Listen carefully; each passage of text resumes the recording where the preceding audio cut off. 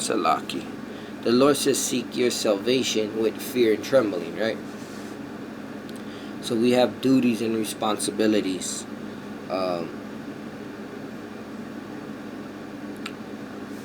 And it's beneficial for us. It's the blessing comes from not sowing to the flesh, right? Sowing to the spirit, right? Even the rewards. Remember, dealing with women, when the woman, they're carnal. That's just how it is. They're that's why you're the head of the household, right? So again, the Lord will make fat whoever is gonna, because it's hard for a rich man to enter into the kingdom, right? So the Lord will make fat those who will disperse the riches in a smartly manner, right? You're not gonna become greedy and selfish, right? So it says riches is not good for a niggard, right? So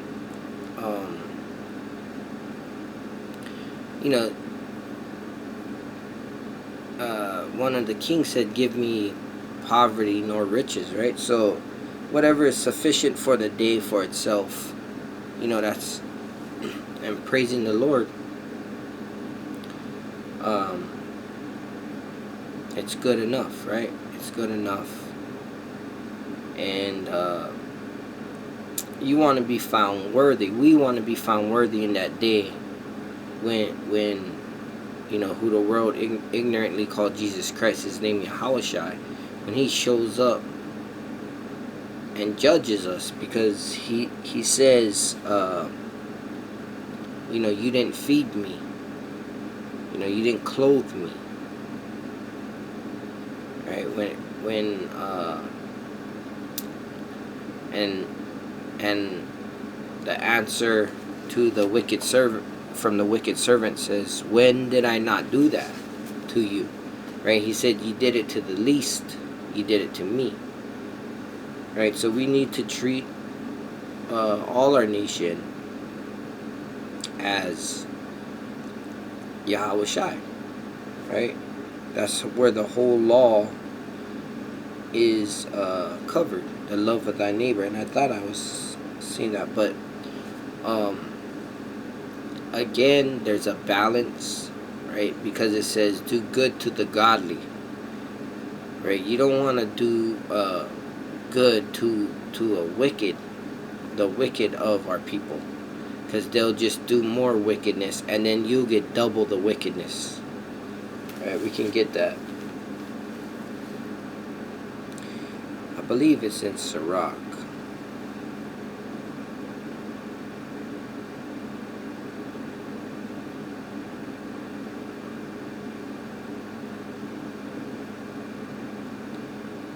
Sirach 12, right?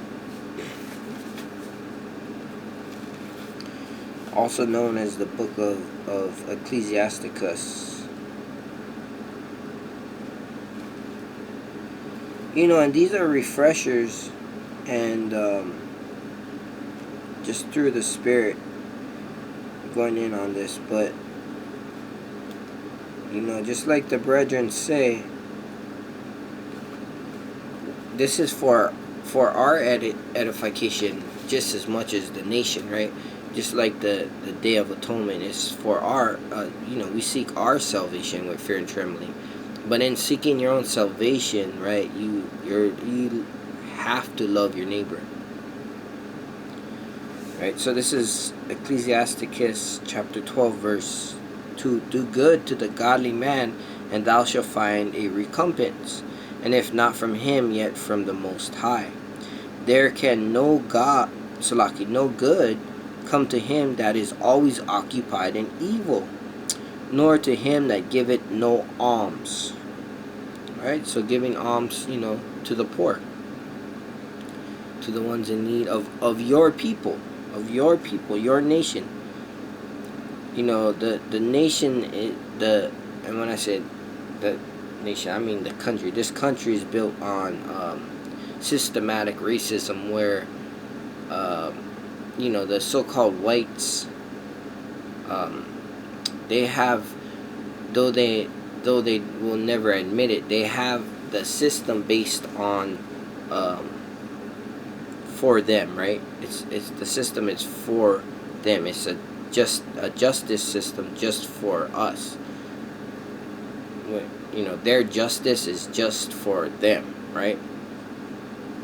So you look back in history, you know, the $5 Indian, where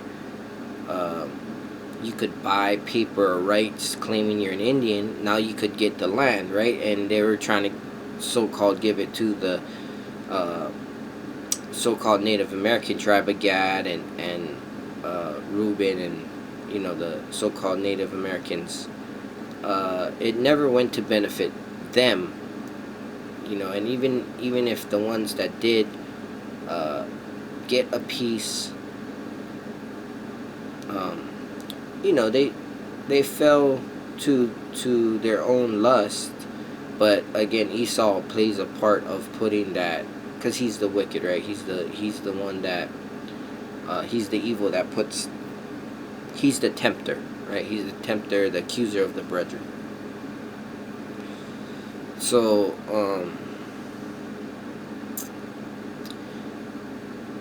another act was No Child Left Behind. I mean, there's several that benefit actually white people, right? So-called white people, the Edomites. So, you know, like we always say, a white man off the street can put on a suit and tie and go get a well-paid job, right? Their pay scale is different. That's been proved, right? There's documents where you know, our people, so-called black, you know, the so-called Mexican, and good luck finding a so-called Native American that you know, owns their house or is well off. Unfortunately, you know, our people are the impoverished nation, which fit the curses, right? That's how we know who we are. Anyways, this was specifically to a so-called black couple who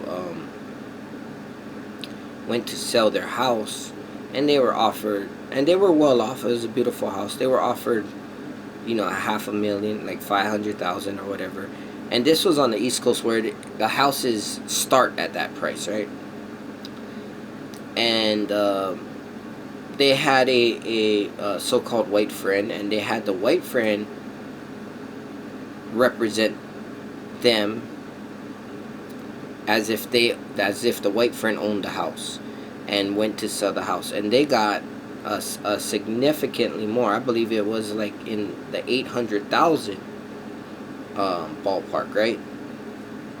So just to explain systematic racism, right? When you there's a reason why there's what they ask, what race. If there was no discrimination, why would they even have to ask what race, right? So, and then, you know, the it's just the difference, right? The Lord said there's two nations in Rebecca's belly, so they're just two different people. Now you can have a black, a dark colored skin Edomite, right? But they're wicked as hell, and they know, you know, the spirit knows the spirit, right? So they'll be able to benefit off their system. And you can have a white Israelite who they will recognize the spirit of the Lord, and, you know, turn you away for several different type of benefits that they benefit off of, right? And that's systematic racism, right, in the nation. So going back to this, when it says to give alms, it's to your nation, right? A little bit on a tangent right there, but we have to know how these things work, right? Because someone out there may need to hear this and may know it in partiality, but 2 or 3 witnesses, right? The matter is established. And even when you go to fight it, you go to the court system and stuff, it's all a fixed system, right? So you need to have the Lord on your side. You need to be serving the Lord, because the Lord puts his angels and demons, right, in order where they can slap up the white man, because there's an order to things, right? There's an order. There's the righteous angels, who have power with the Lord. Yasharala, the ones practicing keeping the laws of the mighty Yahweh Bashim Yahushai. They come in order, and then you have wicked demons, right? And then you'll have the so-called white man, right? And then you have the other nations, and then you have our people who are being wicked. They are at the bottom of the, how they say it, the totem pole, right? You're at the bottom. You don't have power with the Lord. You don't have power with the people within your country. You don't get it, right? All you get is what you see. You cleave to the other nations. That's why the prophets are coming out and speaking, thus saith the Lord, saying, come back to the Lord, right? Put your idols away. Put your do not be like the other nations. Be ye separate. Come out of her, my people, right? That's what the prophets are saying. So going back into this, give to the godly man and help not a sinner, right? That's plain upon table. So who can sin is our people, right? Now you can have these other nations. They're gonna eat bat, frog, dog, pig, all these things. It's an abomination to the Lord. But these statute, laws, and commandments isn't given unto these other nations, right? They're given to you, so-called black man, woman, so-called Native American man and woman, and so-called Mexican, Latino man and woman, right? According to your dad's lineage. So you're the ones who can sin, right? So when you hear the word, you have to do the word. If not, the Lord has his angels documenting the conversations that was given, going back to the Lord, presenting it to the Lord, and then you get a demon, you get trials and tribulations assigned to you. That's how it works. That's just how it works. The Lord don't want to force. He said, don't be like a horse that needs a bridle, and you got to be forced. You're either going to serve the Lord with happiness and joy, or go do your wickedness. But in wickedness comes death, right? You're gonna not only die, but you're gonna suffer before you're taken out, right? And like we always say, it's the biggest "I told you so," right? Because you got the prophets out there telling you, so-called Negro, Latino, Native American, right? You Israelites, foreigners, Gentiles. You are the Gentiles, right? You want to be like these other nations, to come back to the Lord, so you can claim your heritage, being a Israelite, right? Yeah, you're an Israelite by blood, but once you know that you're an Israelite by blood, you have to keep the statute, laws, and commandments, or you're just now a heathen, right? You go back to the bottom of the totem pole. Right, so it says, continuing on, do well unto him that is lowly, but give not to the ungodly. Right, so the ones who are humble, right, the ones who are proud and being wicked, don't give unto them. Hold back thy bread. Hold back your money. Hold back your food, your substance. Right. In fact, it says don't even.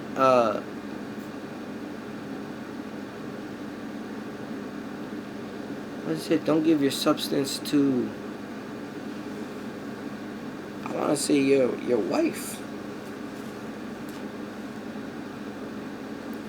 Salaki. Right, and I just say that to say, how much more why would you give it to the wicked or a proudful sinner, right?